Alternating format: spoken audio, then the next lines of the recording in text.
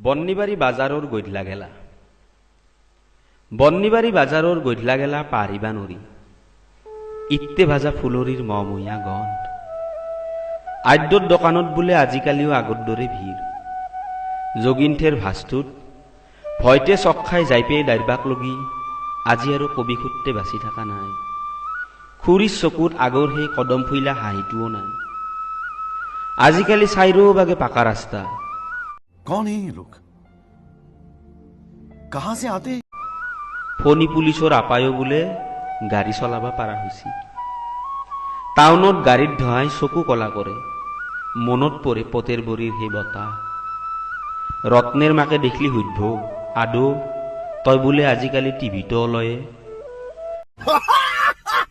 यही नहीं अभी और सुनिए জমজমি চিংৰা আৰু যোগিনৰ চাহ টাউনত পাবান নাই